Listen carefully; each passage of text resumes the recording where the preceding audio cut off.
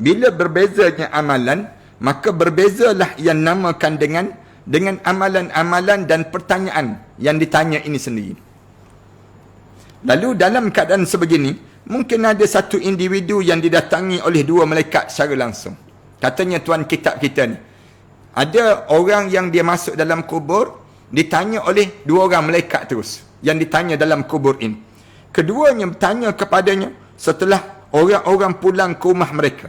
Ada yang ditanya, sewaktu mana dalam kubur tu orang dah balik dah, baru dia mula sesi soal jawab. Itu cara demikian. Supaya suasana lebih menyeramkan dan menakutkan. Ada orang yang bila dia masuk dalam kubur, saat mana dia di alam barzah, orang dah balik dah, sampai sunyi dah kubur dia, barulah ditanya oleh dua orang malaikat ni. Ada yang disoal demikian. Sesuai dengan dosanya yang telah dilakukan. Sebagaimana dia berani sangat di atas dunia, oleh kerana berani sangat dia di atas dunia, lalu Allah jadikan pada dia, waktu mana di kebumi dalam kubur nanti, ada orang yang ditanya tu, bila? Setelah mana balik sampai ke rumah masing-masing, baru memulakan sesi pertanyaan di dalam kubur ini sendiri. Baru memulakan sesi pertanyaan. Ada juga orang yang didatangi oleh seorang malaikat saja, yang ditanya sebelum orang-orang kembali pulang. Ada orang yang bila masuk dalam kubur, letak je jenazah dia, orang ke bumi sampai parah lutut tu, malaikat mula tanya. Satu soalan je. Satu je malaikat yang tanya pada diri dia. Sebagai keringanan untuknya. Supaya dia jadi ringan untuk dia. Mudah-mudahan kita lah.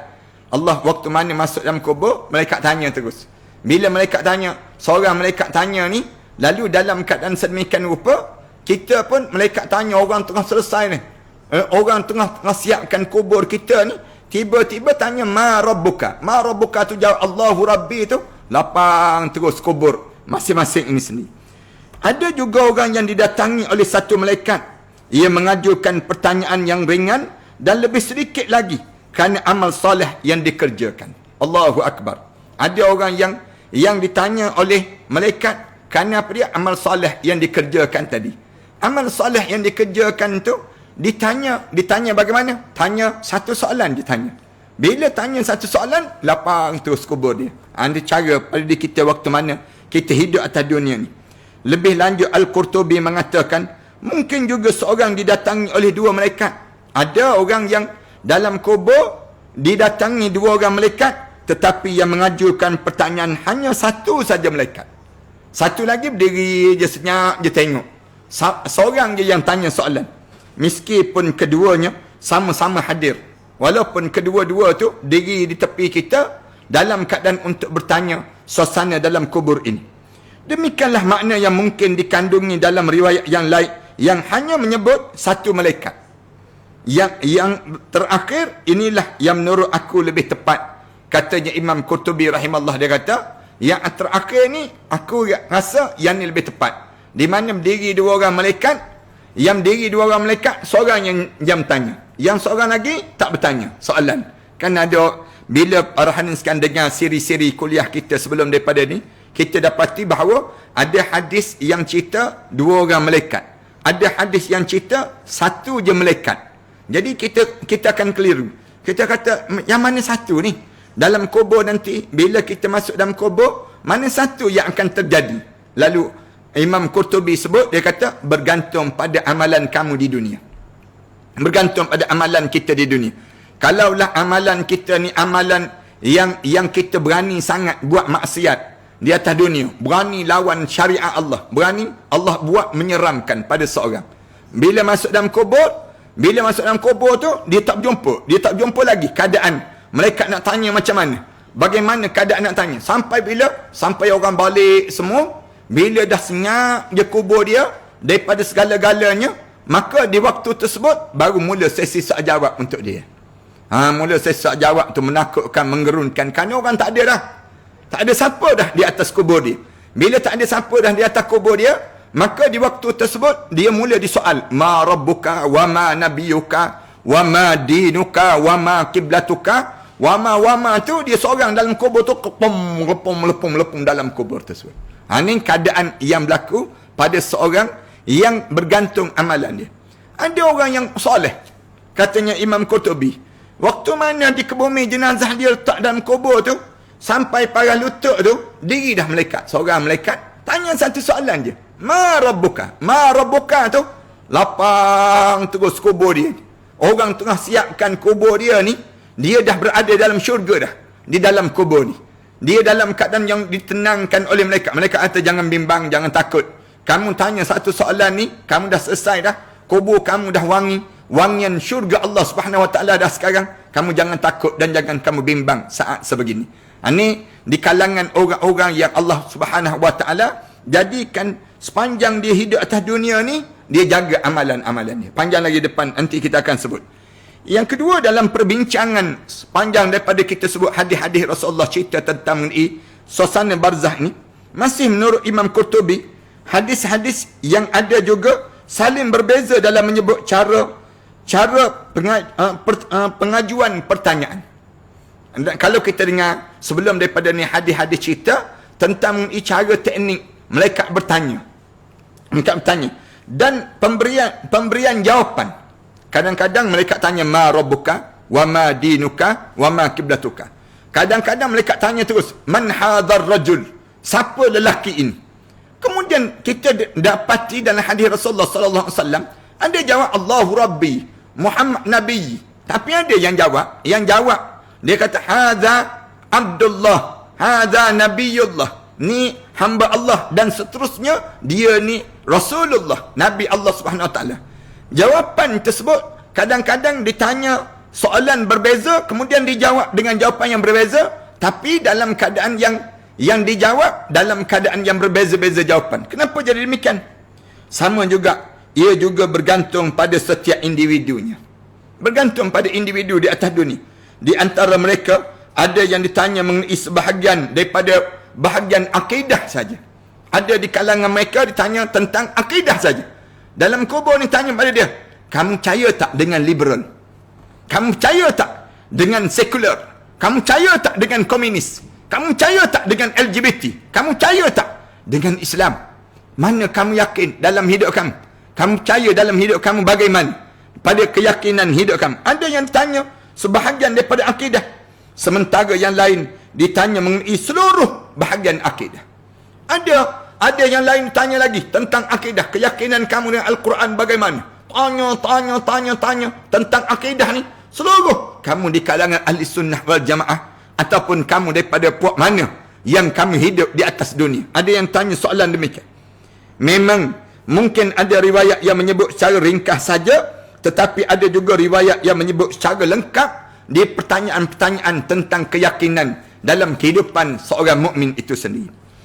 Mengenai hal ini, kata Imam Jalaluddin As-Suyuti, aku berpendapat bahawa riwayat yang kedua itulah yang lebih tepat dan juga benar. Pandangan yang kedua, kata pertanyaan soal akidah menyeluruh yang akan ditanya. Kerana perkara yang paling asas dalam hidup kita ni akidah. Tuan-tuan kena ingat demikian pada diri kita. Akidah jangan goyang. Sebagaimana asas bangunan, naik tegak bangunan tinggi ni, kenapa dia? Kat bawah dia, foundation dia tu kuat. Demikian juga dalam hidup orang mukmin. Dalam hidup orang mukmin ni, perkara yang paling asas dalam hidup kita, benda yang perlu kita jaga sungguh, yang disebut dengan keyakinan kepada Allah. Akidah. Akidah maknanya satu simpulan yang mantap dalam jiwa kita. Mulut kita sentiasa sebut la ilaha illallah Muhammadur Rasulullah. Yang ni yang diajar dalam hidup kita, mengutamakan keyakinan dalam mentaati perintah Allah ni, keutamaan dalam kehidupan seorang. Akidah. Kalau ditanya pada saya, amal ilmu apa yang perlu dibelajar terlebih dahulu Ustaz? Ilmu akidah, keyakinan pada Allah. Baru datang ibadah. Lepas pada kita ada akidah, baru datang ibadah. Kalau tak ada akidah dalam hidup kita, orang kita akan orang kita ni akan dalam keadaan tenggelam timbul dalam keyakinan pada Allah Subhanahu Wa Taala. Islam dia nak ajar dalam hidup kita ni, di antara kitanya yang pertama akidah, yang kedua ibadah, yang ketiga barulah akhlak. Dia akan jadi demikian. Tapi saling kuat menguat di antara perkara demikian. Akidah kita maknanya keyakinan dalam jiwa kita. Yakin sungguh hidup ini hanyalah dengan Islam. Yakin sungguh dalam diri kita ni sampai peringkat wala tamutunna illa wa antum muslimun. Jangan kamu mati kecuali saat mana kamu mati kamu benar-benar seorang Muslim. Itu cara demikian. Yang ni yang pertama di antara dalam hidup kita. Dan disebut mengenai hal ini, Imam Jalaluddin As-Suyuti disebut, aku berpendapat bahawa riwayat yang kedua itulah yang lebih tepat dan benar kerana adanya kesamaan di antara majoriti hadis yang ada. Kebanyakan hadis-hadis cerita tentang mengenai bila masuk dalam kubur, pertanyaan mengenai yang dinamakan dengan akidah kepada Allah. Memang benar ada yang diambil sebahagian sahaja, khususnya pada riwayat Abu Daud yang bersumber daripada Anas bin Malik mengatakan tidak ditanya suatu hal pun kepadanya setelah itu. Juga lafaz daripada Ibnu Mardawah yang menyebut dia tidak lagi ditanya tentang satu hal pun selain daripada itu, dan tidak ditanya mengenai berbagai hal selain hanya akidah sahaja. Bahkan secara lantang disebut dalam riwayat Al-Baihaqi melalui Ikrimah Ibn Abbas mengenai firman Allah, yusabbitullahu alladhina amanu, yusabbitullahu alladhina amanu, Allah tetapkan pendirian bagi orang-orang yang beriman. Maksudnya apa dia? Keyakinan kita hanyalah dalam hidup kita untuk Islam. Itu cara demikian. Yang pertama dalam kehidupan kita. Menurut orang itu ditanya tentang syahadah, kesaksian di dalam kuburnya setelah kematian seorang. Bila masuk dalam kubur, di antara yang tanya, macam mana kamu dengan asyhadu an la ilaha illallah wa asyhadu anna Muhammadar Rasulullah. Ditanya kepada Ikrimah, berupa apa pertanyaan itu? Dia menjawab, mereka ditanya mengenai keimanan kepada Muhammad dan juga mengenai masalah tauhid yang akan ditanya di dalam kubur ini. Saya sendiri sebut, bila masuk dalam kubur, ada orang tanya tentang soalan akidah, dia jawab soalan akidah, selesai. Ada orang yang jawab tentang soalan akidah, Allah sambung kepada ibadah pula. Kemudian sambung pula kepada akhlak. Maknanya, dia akan berkait dengan tiga perkara ni dalam diri kitanya. Bila kita masuk dalam kubur je, keadaan ini akan berlaku di kalangan kita. Kemudian Imam Jalaluddin As-Suyuti disebut lagi. Dia kata, telah disebut yang ketiga ni, telah disebut dalam satu riwayat bahawa dalam satu waktu di dalam kubur, seorang ditanya sampai berapa kali? Ditanya berapa kali? Katanya Imam Jalaluddin As-Suyuti ditanya sebanyak 3 kali. Ma rabbuka? Ma rabbuka kali yang pertama, diam, dia dengung, tak dengung. Malaikat ulang lagi kali yang kedua. Ma rabbuka? Ma rabbuka kali yang kedua tu, senyap je dia. Kali yang 3 tanya, ma rabbuka? Kali yang 3, ma rabbuka tersebut, dia tak boleh jawab juga. Pang tu, 7 tala bumi masuk ke dalam. 7 tala bumi terus. Sampai ke neraka Sijin, berada dalam bumi di bawah, kepada kerak-kerak bumi di bawah ni, sampai ke neraka Sijin terus. 3 kali. Sedangkan dalam riwayat yang lain tidak disebut jumlahnya. Ditanya soalan ni, ma rabbuka wa ma nabiyuka wa ma dinuka, ni berapa kali? Imam Jalaluddin As-Suyuti kata sebanyak 3 kali disebut demikian. Hal itu pun bergantung pada individu juga. Tengok pada orang juga, tak semua orang yang kena tanya soalan 3 kali. Sebagaimana riwayat yang telah dikemukakan oleh At-Tawus, yang diriwayatkan oleh Tawus, bahawa mereka diuji selama 7 hari. Pertanyaan malaikat tadi, ditanya. Selama mana dalam kubur ni? Pertanyaan yang ditanya oleh malaikat ni, selama lebih kurang 7 hari, baru berakhir, katanya Tawus. Allahu Akbar. Tanpa tidur, tanpa siang, tanpa malam, sentiasa berterusan. Dalam kubur ni kalau orang tanya, berapa lama kena tanya ustaz? Yang ditanya ni katanya Tawus, yang paling cepat selama 7 hari. 7 hari. Yang paling cepat lah. Ditanya demikian. Ada yang riwayat kata tak. Ada yang paling cepat, satu soalan tak sampai 2 minit. Jawab terus, maka lapang terus. Tapi yang panjang lagi, selama 7 hari. Dalam riwayat yang lain disebut, Al-Qadi mengatakan, orang yang belum dikuburkan dan masih berada di bumi, bagaimana pula keadaan dia? Pada orang yang belum dikubur, jenazah atas bumi lagi, bagaimana keadaan pada orang tersebut? Masih tetap ditanya dan diazab oleh Allah. Tetapi Allah menutup pandangan manusia daripada peristiwa tersebut. Allahu Akbar. Mayat tu, ada orang kata, kalau begitu, jangan masuk dalam kubur lah ustaz. Kita letak jenazah tu atas kubur, atas bumi. Jangan kita kebumikan jenazah ni. Maka dia kena azab ke tak kena azab? Tetap diazab. Tetapi Allah tutup hijab mata manusia, tak nampak bagaimana dia sedang diazab oleh Allah walaupun jenazah itu berada di atas muka bumi. Sebagaimana dia menutup penglihatan mereka daripada para malaikat dan juga syaitan. Kata-kata, takkan tak nampak Ustaz? Kita tanya balik, kamu nampak ke malaikat? Kamu nampak ke syaitan? Kamu tak nampak malaikat? Kamu tak nampak syaitan? Sedemikianlah kamu tak nampaknya azab kubur yang sedang berlaku kepada jenazah. Walaupun tak turun dalam muka bumi, dia sedang diazab di atas dunia ini lagi. Allahu Akbar. Sebahagian mereka mengatakan kehidupan dikembalikan kepada orang yang tidak dikuburkan. Ada orang yang jenazah dia tak dikuburkan, sangkut atas pokok misal contoh. Jenazah dia tu tidak berada dalam muka bumi, tak berada dalam bumi. Macam mana keadaan dia? Kehidupan dia dikembalikan balik, roh dia dikembalikan. Waktu mana dalam keadaan begitu, tetapi kita tidak mengetahuinya. Imam Jalaluddin As-Suyuti sebut, kita tak tahu. Sebagaimana kita mengira bahawa orang pengsan itu sudah meninggal. Sebagaimana kita tengok, kadang-kadang orang yang pengsan terbaring, dah meninggal, disempitkan juga baginya udara ini, sebagaimana disempitkan kuburannya.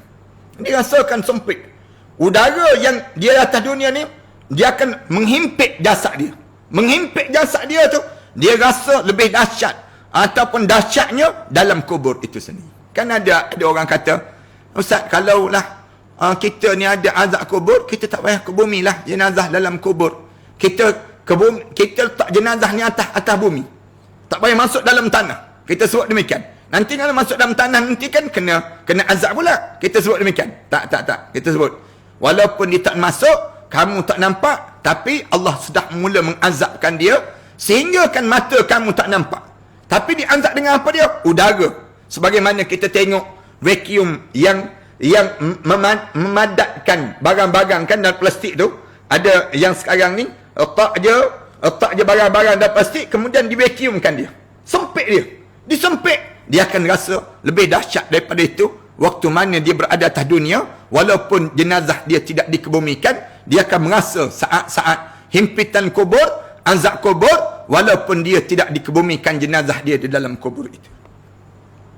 Jemaah-jemaah saya boleh fahamkan bagaimana keadaan yang berlaku ini.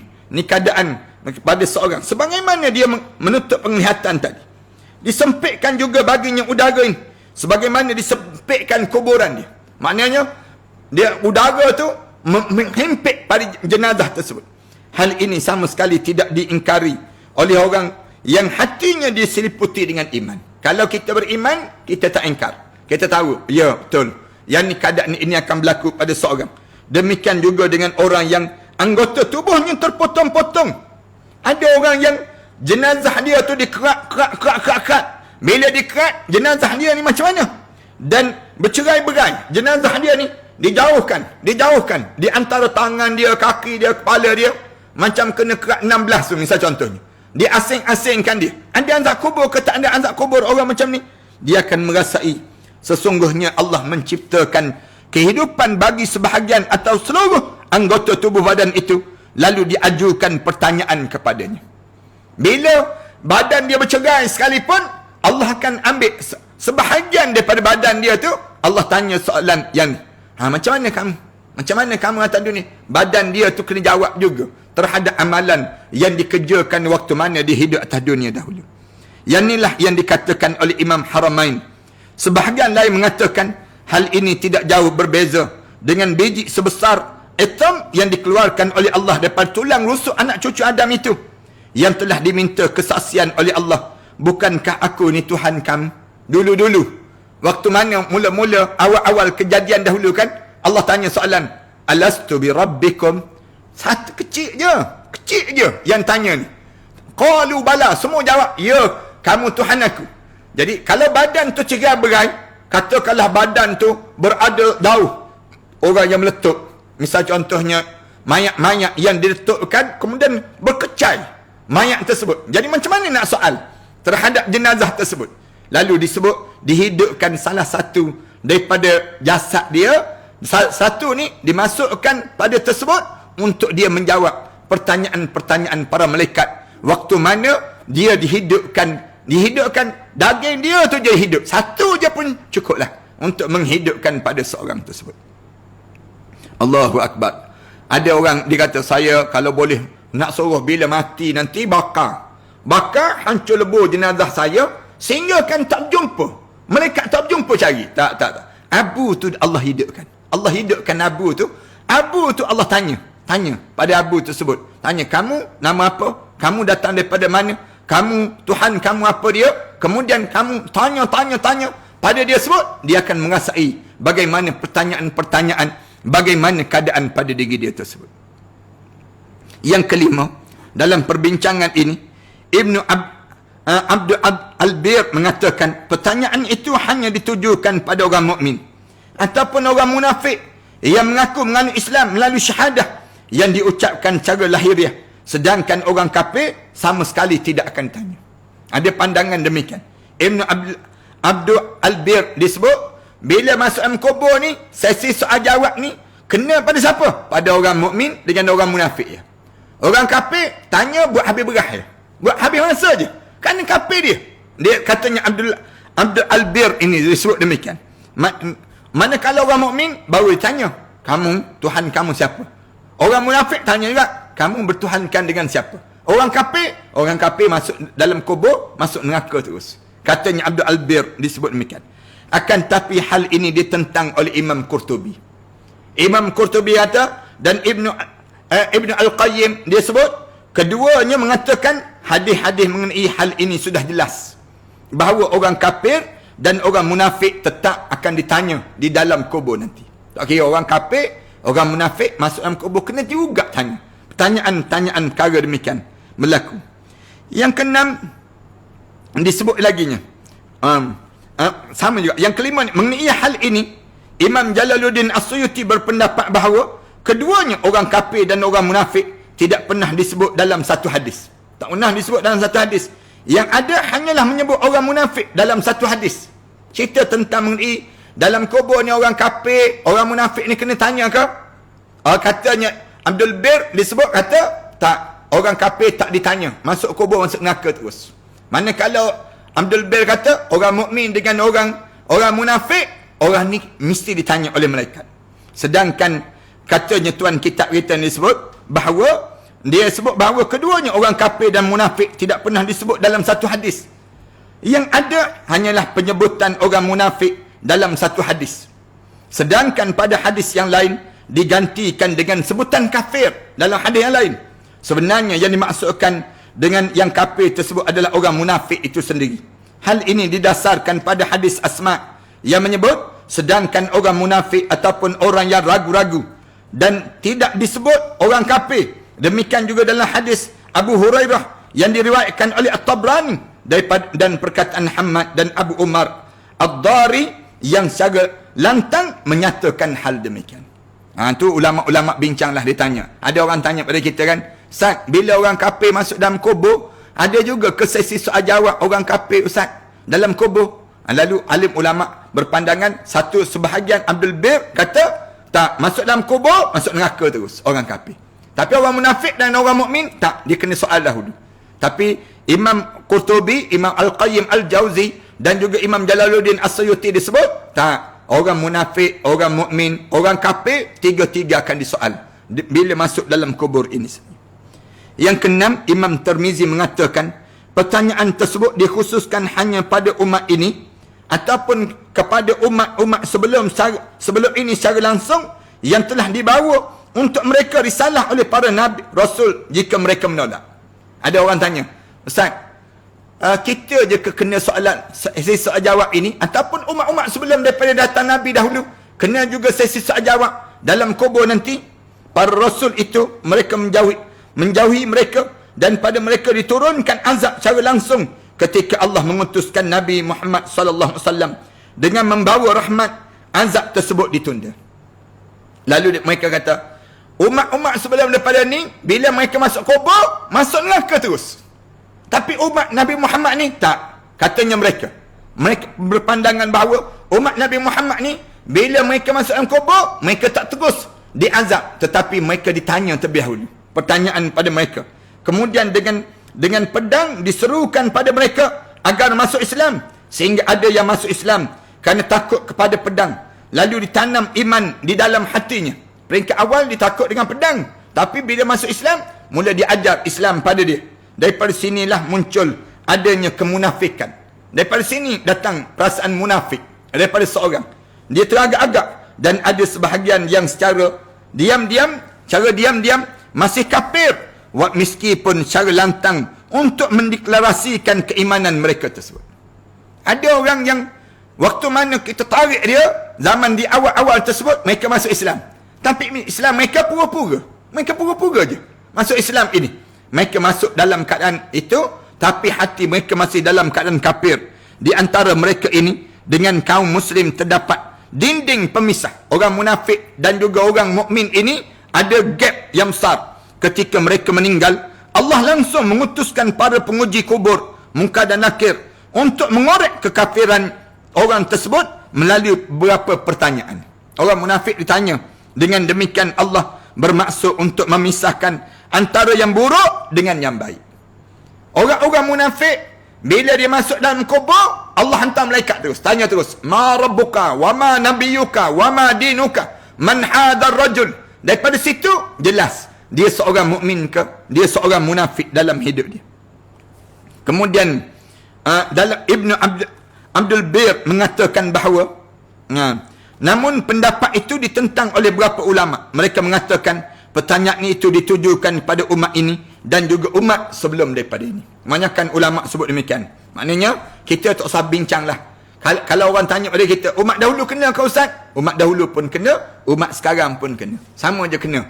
Di dalam kubur, bila masuk dalam kubur, pertanyaan ini akan berlaku kepada umat dahulu dan umat sekarang ini. Yang keenam. Yang ketujuh, Imam Tirmizi juga menyatakan disebut sebagai fitnah kubur. Malaikat Munkar dan Nakir. Kenapa disebut fitnah kubur? Kerana di dalamnya pertanyaan mereka berdua tersebut terdapat keherdikan. Bila mereka tanya, mereka tengking. Yang tu yang menyebabkan dipanggil fitnah kubur tu. Orang tanya, kenapa dinamakan dengan fitnah kubur? Kerana herdikan yang keluar. Bila mereka tanya soalan, ma rabbuka tu, mereka tengking. Ma rabbuka. Mereka tanya demikian. Mereka tanya lagi, man hadar rajul. Siapa lelaki ni dalam hidup kamu? Yang menyebabkan ini dinamakan dengan fitnah kubur. Orang kata fitnah kubur ni apa dia? Fitnah kubur ni maknanya, kalau kita sebut fitnah kubur ni, satu benda yang kamu kena lalui ketakutan bila saat mana kamu ditanya oleh malaikat Munkar dan Nakir tersebut. Kita kan kalau kita kena herdik pada polis, tengok polis herdik, balik katanya polis, lari lintang pukang, balik terus kita. Kena tengking gitu kan. Ada setengah-setengah orang kena tengking pada isteri dia, balik katanya. Isteri dia sebut balik tu, tengking tu, kecup je terus hati dia, balik terus. Ada yang jenis demikian. Yang jenis dia tidak ada kekuatan pada diri dia. Ada kena tengking pada ayah dia. Ayah dia tengking dia. Kamu jangan buat macam ni. Buat macam ni tu mengletar, ketar tangan dia. Kena herdik, dia panggil demikian. Ada demikian juga dalam kubur. Dalam kubur ditengking oleh malaikat ini, sedangkan disebut Munkar dan juga Nakir kerana akhlak mereka tidak menyerupai penciptaan manusia. Kalau orang tanya, kenapa nama dia Munkar dan Nakir? Kerana perangai dia tak perangai manusia. Tak ada perangai manusia. Malaikat dan juga haiwan, penciptaan kedua tidak ada yang menyerupai Allah menciptakan keduanya sebagai penghormatan, peneguhan dan pembuka mata bagi orang yang beriman. Tetapi keduanya sebagai penyingkap tabir, penutup orang munafik di alam barzah sebelum mereka dibangkitkan sehingga mereka mendapat azab dalam kubur itu sampailah ke akhirat Allah Subhanahu wa taala. Allahu akbar. Kemudian yang ke-8 dalam perbincangan penting mengenai barzah ini, Imam Qurtubi mengatakan bahawa jika ditanya bagaimana malaikat itu bertanya dan mengajukan pertanyaan ke seluruh mayat yang berada di tempat yang saling berjauhan dalam satu waktu. Ada orang tanya, Ustaz, COVID yang mati ni kan ramai. Bila COVID mati ni ramai, mati kat Malaysia, mati dekat Indonesia, mati dekat negara-negara tertentu yang mati ni, sampai ke Amerika. Macam mana nak tanya soalan dalam kubur? Mereka nak tanya serentak begitu. Jawapan dia adalah bahawa besarnya tubuh mereka berdua dapat menjangkau hal tersebut. Besarnya malaikat Munkar dan Nakir ni, sehingga kan bumi ni di antara kedua lutut dia je. Malaikat maut je bagi. Malaikat munkar dan nakir ni dalam keadaan yang bawah kelangkang dia je, yang meninggal dunia ni besar sangat tersebut, dia mampu menjangkau hal itu. Mereka akan mengajukan pertanyaan pada ramai orang pada hari yang sama, waktu yang sama, dan satu pertanyaan. Tanya tu serentak, tanya serentak pada semua orang. Yang mati tu tanya serentak sekaligus. Allah Ta'ala tidak memperdengarkan jawapan sebahagian mayat kepada sebahagian yang lain. Bila jawab, jawab masing-masing. Soalan sekali, tapi dijawab berbeza-beza. Dalam kubur itu sendiri. Mengenai hal ini, Imam Jalaluddin As-Suyuti berpendapat bahawa adanya beberapa jumlah malaikat dalam kubur itu sama seperti malaikat Raqib dan juga Atid. Katanya Imam Jalaluddin As-Suyuti, dia kata, sebenarnya malaikat yang tanya dalam kubur ni ramai sangat. Munkar dan Nakir ni nama je satu, tapi sebenarnya malaikat tu ramai. Salah seorang sahabat penulis Al-Halimi berpendapat yang sama juga. Di dalam kitab Al-Minhaj, dia mengatakan ada beberapa kelompok malaikat penanya, ada munkar dan ada juga nakir, dan setiap mayat didatangi oleh satu kelompok, dan keduanya adalah sama seperti diutuskan malaikat penjaga kepada manusia untuk mencatat amal perbuatan mereka tersebut. Allahu Akbar. Kemudian yang ke-9, perkara-perkara yang penting pada malam ni kita nak sebut tentang barzah yang sering berkitar dalam pandangan kita. Hadis-hadis yang telah dikemukakan sebelum daripada ni berbeza dalam memberikan ukuran luas kubur orang mukmin. Ada kan kata 7 depa, ada yang kata 70 hasta, ada yang sebut sejangkau pandangan mata. Mana satu ni ustaz? Yang tanya soalan, orang kita pun tanya, mana satu sebenarnya ustaz? Yang sebenarnya kubur ni berbeza-beza. Namun hal itu bukan satu pertentangan, kerana hal itu bergantung pada keadaan mayat itu sendiri, tinggi ataupun pendek mayat tersebut, amalan-amalan yang dikerjakan oleh mayat tadi. Sebelum dia meninggal dunia, amalan dia tu, nak masuk dalam kubur tu, amalan dia macam mana? Ada yang amalan orang ni, sampai dia menjangkau pandangan sejauh mata memandang. Ada amalan dia tu, meluaskan sampai 70 hasta. Ada orang yang amalan dia tersebut, menjadikan dia rasa lapang pada diri dia. 7 depa yang disebut dalam hadis Rasulullah sallallahu alaihi wasallam sebelum daripada ini. Yang ke-10, dalam perbincangan panjang kita sebelum daripada ini, berkenaan dengan beberapa pertanyaan mengenai pembahasan ini, Syekh Abdul Fadil Ibn Hajar pernah ditanya tentang keadaan mayat. Apakah mayat itu ditanya dalam keadaan duduk ataupun terlentang? Kita tanya juga soalan ni. Ustaz, banyak kali Ustaz sebut sebelum daripada ni, didudukkan mayat itu. Ataupun sebenarnya mayat ini ditelentangkan, dalam keadaan terlentang begitu. Dia menjawab duduk. Dia duduk. Kemudian ditanya mengenai rohnya. Apakah pada waktu itu roh tersebut juga mengenakan tubuh seperti sedia kala? Dia tanya lagi, roh ni masuk dalam satu tubuh badan ke? Lalu dia jawab, ya. Tetapi lahiriah hadis menyebut bahawa roh itu menempati setengah bahagian atas daripada tubuh tersebut. Cuma dalam hadis Rasulullah sebut, bila nak ditanya saja soalan ma rabbuka wa ma nabiyuka tu, roh kita ni masuk. Masuk ni sampai mana? Sampai dada kita. Dia sebut sampai bahagian perut dia. Roh ni masuk bawah tu tak bergerak, macam kena bius. Tak bergerak lagi kat bawah. Tapi masuk dalam badan. Separuh dada ada, yang sebut ada separuh badan ada yang sebut bahagian tengkuk je. Masuk roh ni, masuk bahagian kepala. Bila masuk bahagian kepala, kita pun rasa macam dalam kubur bahagian kepala je. Bergerak bahagian kepala. Bawah ni tak bergerak. Kerana apa dia? Kita dah menghadap di hadapan Allah Subhanahu wa ta'ala tersebut. Allahu Akbar. Ditanya pula, apakah dibukakan tabir baginya sehingga dia dapat melihat Nabi sallallahu alaihi wasallam dalam kubur? Nanti kita nampak tak Rasulullah sallallahu alaihi wasallam? Dia menjawab, tidak ada hadis yang menyebut mengenai hal itu. Ditanya pula kepadanya, apakah anak-anak juga ditanya? Bila dalam kubur nanti ditanya juga tentang anak-anak. Yang tampak dan lahiriah hadis adalah pengkhususan pertanyaan tersebut pada orang yang sudah dewasa saja. Ada yang tanya, bayi-bayi yang masuk dalam kubur ni, bayi-bayi yang masuk dalam kubur kena soal juga ke pada malaikat munkar dan nakir? Anak-anak yang kecil-kecil meninggal dunia, belum akil balik, dia kena soal juga ke?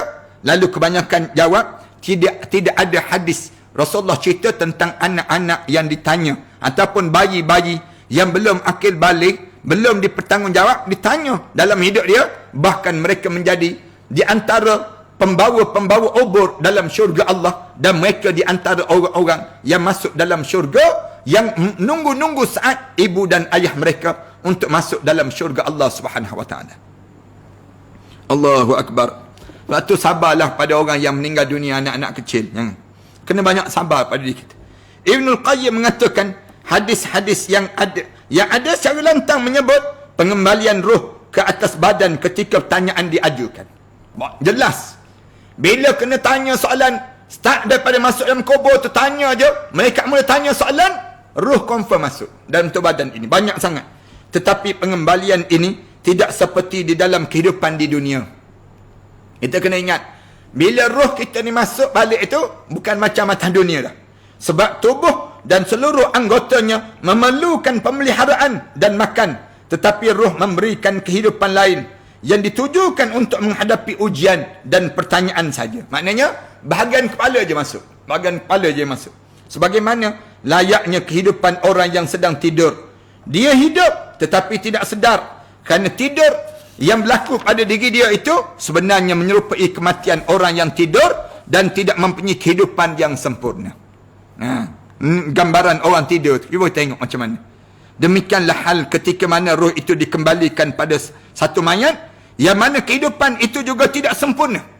Bila kita kata nanti hidup balik dalam kubur nanti ustaz, dalam kubur nanti, tak, dia hidup tak sempurna, hidup bahagian kepala je, bahagian bawah ni tak hidup-hidup dah pada diri dia, kerana wujudnya yang disebut dengan wujudnya tetap mati. Tidak ada dalil dalam hadis yang menunjukkan bahawa jasad itu berdiri sendiri tanpa roh, sementara roh itu tetap melekat pada badannya pada saat diuji di dalam kubur, meskipun badan dan tercerai-berai dan terpotong-potong pada diri dia sebut.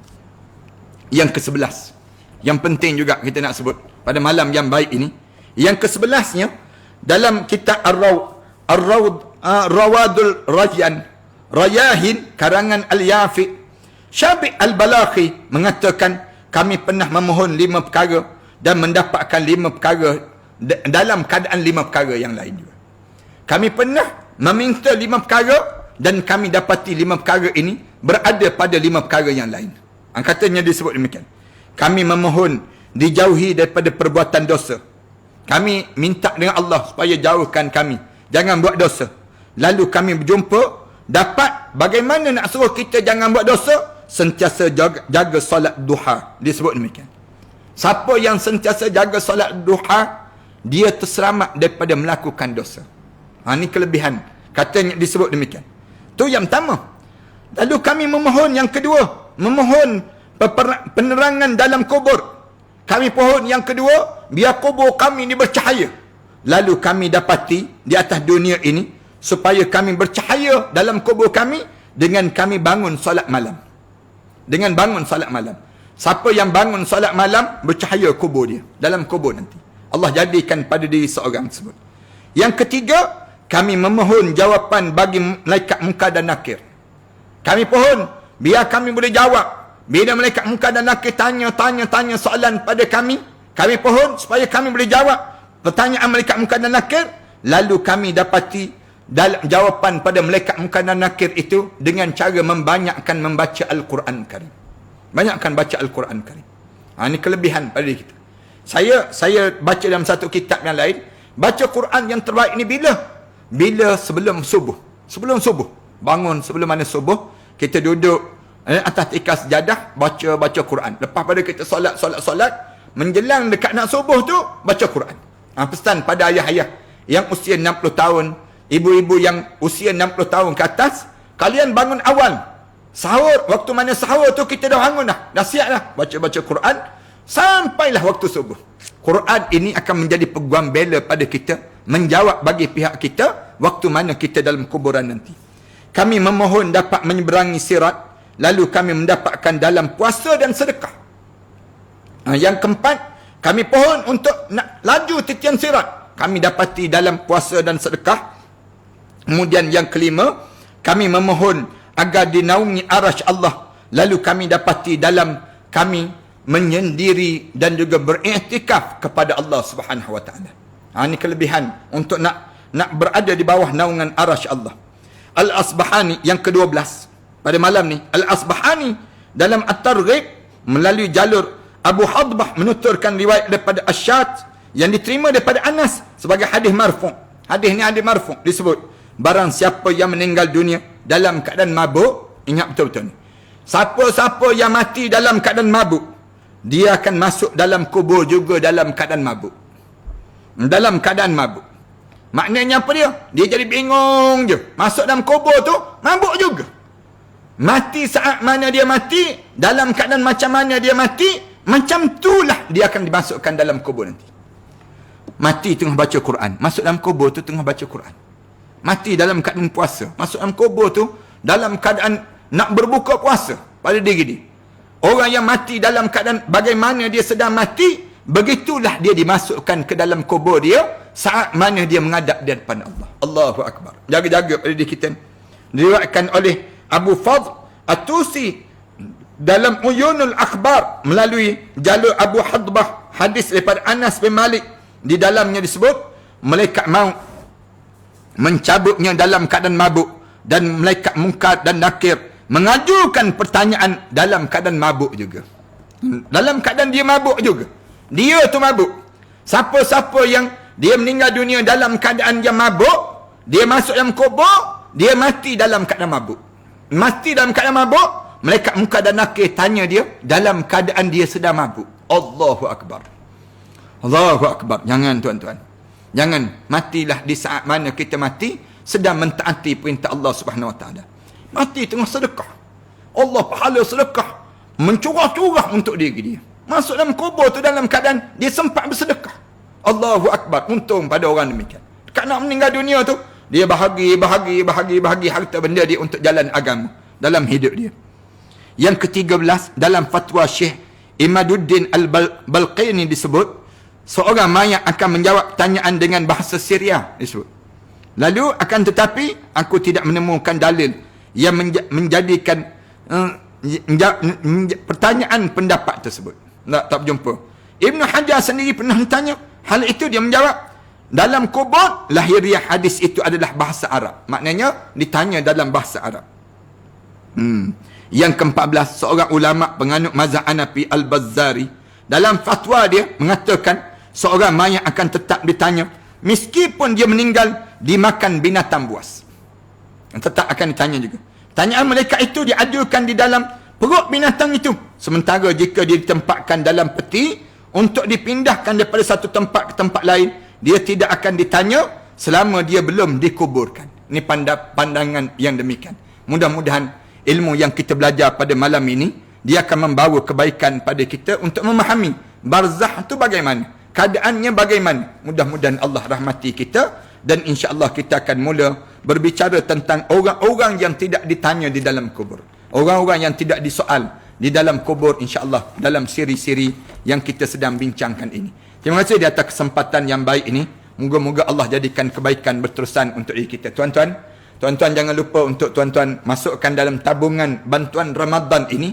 Kami sedang packing lagi barang-barang bagi pada mereka yang sedang memerlukan bantuan. Masuk dalam akaun Matan Center, kemudian maklum terus ke talian 013-617-1941. Kemudian demikian juga infak nasi bungkus. Kami masih lagi memerlukan. Kami menyediakan makanan untuk berbuka puasa tiap-tiap pagi ni. Kalau tuan tiap-tiap pagi pula. Berbuka puasa tiap-tiap petang. Tiap-tiap petang ni sendiri, kan lebih kurang dekat dengan 1000 lebih bungkusan. Kami buat di Pulau Langkawi, di Kelantan, kemudian di Shah Alam dan sebagainya. Mudah-mudahan Allah jadikan kebaikan berterusan. Saya nak ucap terima kasih kepada pihak jam digital azan Bilal bin Rabah. Jam ini, antara fungsinya jam digital azan ini, dia telah menaja program kita pada malam ini, kuliah kita malam ni, bacaan surah pilihan 10 minit sebelum masuk waktu solat, bacaan surah Al-Kahfi pada hari Jumaat, bacaan surah Al-Mulk pada setiap malam, bacaan surah Yasin pada waktu syuruk setiap hari, melaungkan azan tepat pada waktunya, zikir setiap 1 jam. dapatkan diskaun dan tawaran yang hebat ni, tuan-tuan boleh hubungi terus ke talian 012-518-1737. 012-518-1737. Tuan-tuan boleh pakat-pakat tulis balik. Jam ni jam dinamakan jam digital Bilal bin Rabah. Tuan-tuan boleh dapatkan link WhatsApp di ruangan komen nanti insya-Allah. Dalam ruangan komen di penghujung kuliah, tuan-tuan boleh lihat video jam digital Bilal bin Rabah ini sendiri insya-Allah. Mudah-mudahan Allah jadikan kebaikan pada diri kita pada malam yang baik ini. Tuan-tuan bolehlah sama-sama kita memanfaatkan pada saat Ramadan yang penuh dengan keberkatan ini. Auzubillahi minasyaitanirrajim. Bismillahirrahmanirrahim. Alhamdulillahirabbil alamin. Wassalatu wassalamu ala asyrafil anbiya'i wal mursalin wa ala alihi wa sahbihi ajma'in. Rabbana iftah bainana wa baina qaumina bil haqq wa anta khairul fatihin. Rabbana zalamna anfusana wa illam taghfir lana wa tarhamna lanakuna minal khasirin. Rabbana wa tub alaina innaka antat tawwabur rahim. Rabbana atina fid dunya hasanah wa fil akhirati hasanah wa qina adzaban nar. Walhamdulillahi rabbil alamin.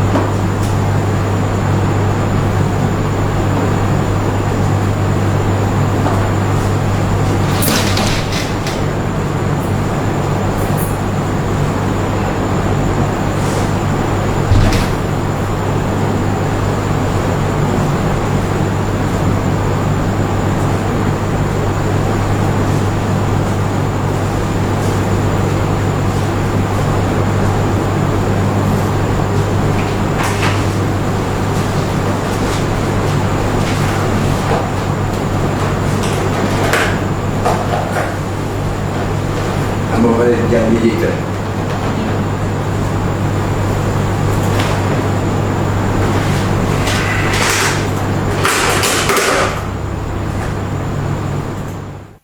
Allahumma salli ala Muhammad tibbil qulubi wa dawaiha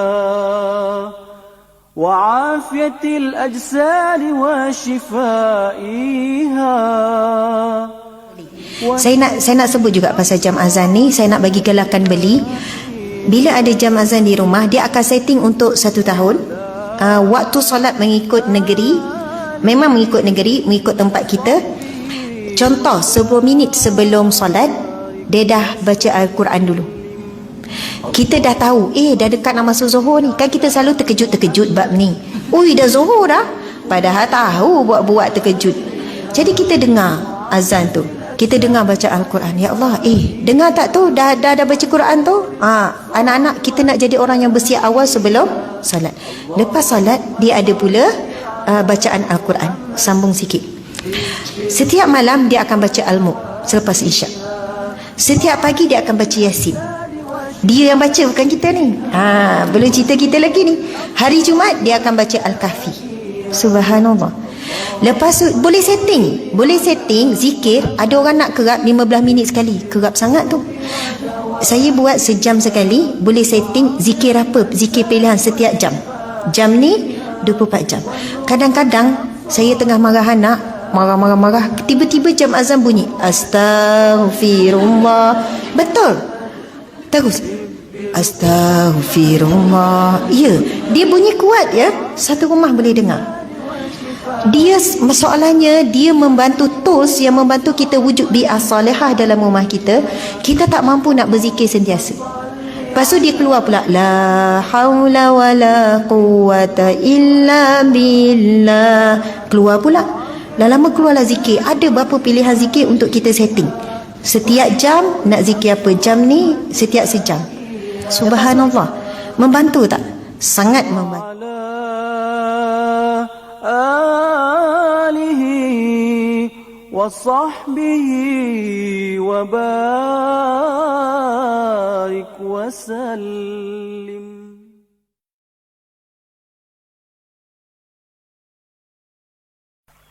لا إله إلا الله محمد رسول الله عليه صلاة الله وآله والأحبة. لا إله إلا الله محمد رسول الله عليه صلاة الله وآله والأحبة. لا